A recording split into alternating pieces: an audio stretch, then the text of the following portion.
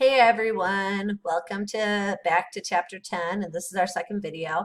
In the last video, I should have went through the study guide questions at the very end, and I forgot to, so I'm going to start out there. So in the last video, when I ended, you should have been able to answer the main function of erythrocytes, what hemoglobin is. You should be able to define what anemia is, and give me examples of different types of anemia, and also tell me what is polycythemia. So now we're going to get into the formed elements, leukocytes. So we started with erythrocytes in our formed elements. Now we're going to look at leukocytes. Leukocytes are the white blood cells.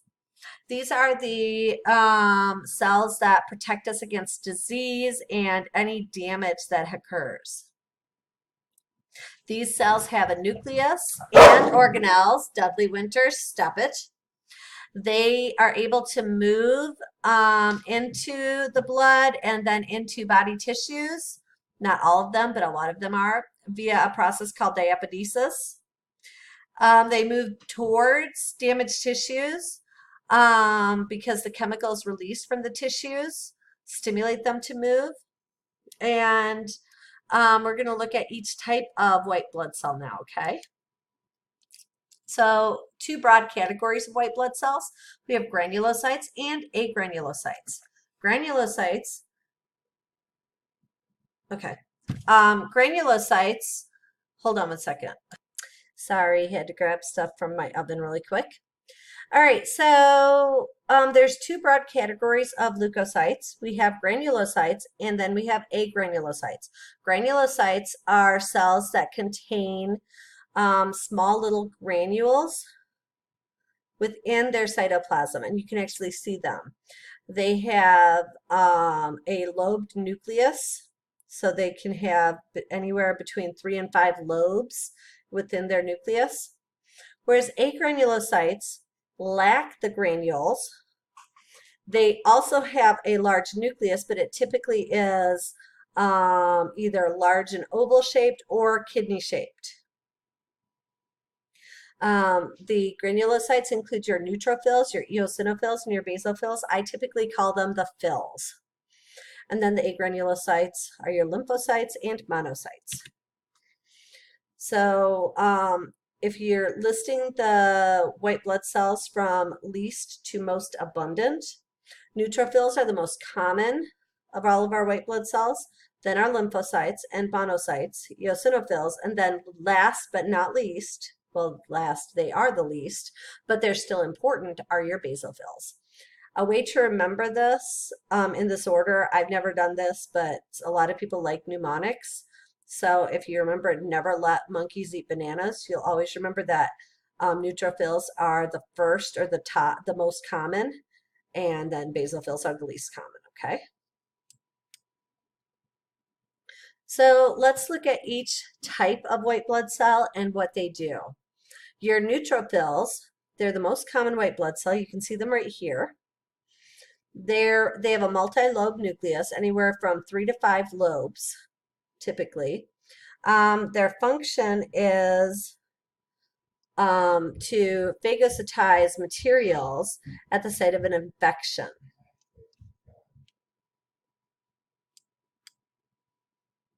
Hello, there we go. Eosinophils then also have the dark granules. They function in decreasing inflammatory responses in allergic reactions, and they also kill parasitic worms in the digestive system.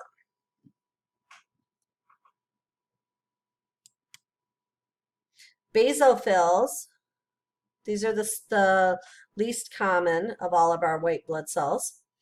These have very large granules containing histamine, and the cell also contains a molecule called heparin, which causes blood to flow faster. And so these are released during severe allergic reactions. So whereas this eosinophils release chemicals to decrease inflammatory responses during certain allergies, basophils secrete histamines, which increase allergic responses, and heparin to cause your blood to flow faster. So you're going to have inflammatory response, a higher inflammatory response than normal. So the reason for this, and it sounds like, well, why would you want that? Um, Basophils are going to protect us. So inflammation is actually a protective mechanism to keep any potential pathogens away from the rest of the body. And it causes your neutrophils and your monocytes to move to that site so that they can phagocytize materials.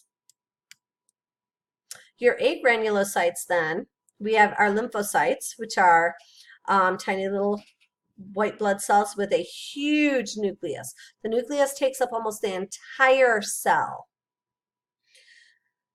The lymphocytes, there are different types of lymphocytes. The two that we typically talk about are B and T lymphocytes.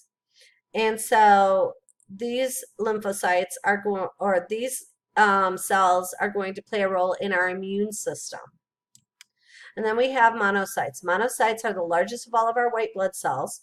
They have a kidney-shaped nucleus. When they get activated, they become macrophages. They basically grow into these massive cells that fight, and they fight really well. They kill off all kinds of pathogens. So where neutrophils can phagocytize, they typically phagocytize one cell or one piece of material.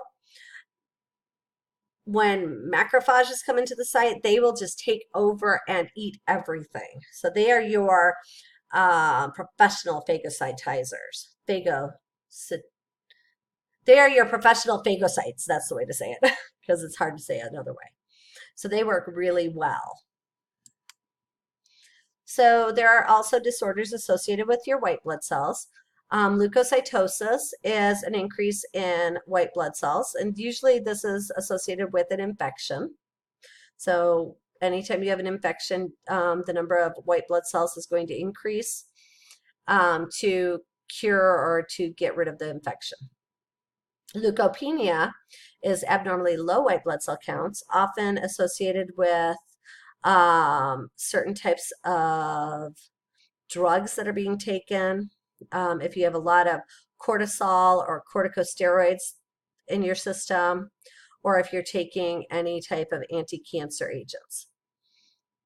And then we have leukemia. Leukemia is cancer of the white blood cells. There are different types. Again, you can have leukemia associated with your lymphocytes, or you can have leukemia associated with your macrophages, or not macrophages, I'm sorry, with your granulocytes. The last type of cell structure that we'll talk about then are the platelets. Platelets are fragments that break off from megakaryocytes. So I love this picture. It's a beautiful platelet. And these are needed for blood clotting purposes. Normal amounts of platelets, we have about 300,000 platelets per millimeter cubed of blood. So we have a lot of platelets. So when you're looking at each type of blood cell, erythrocytes make up about 4 to 6 million cells per cubic millimeter of blood. Leukocytes, neutrophils, about 3 to 7,000 cells per, again, cubic millimeter of blood. Eosinophils, 1 to 400. Basophils, 20 to 50, so super small amount. Lymphocytes, about 1,500 to 3,000, and monocytes, 1 to 700. And then platelets can be anywhere from 150,000 to 400,000, and they release clotting factors when we have blood damage to our blood vessels. Okay. So at this point, you should be able to answer the following questions. What are the two types of white blood cell, two groups of white blood cells, not types, two groups, major groups?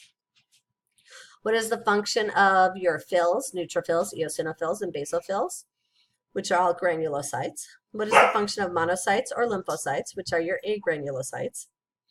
What is the function of platelets? What is leukocytosis? What is leukopenia? And what is leukemia?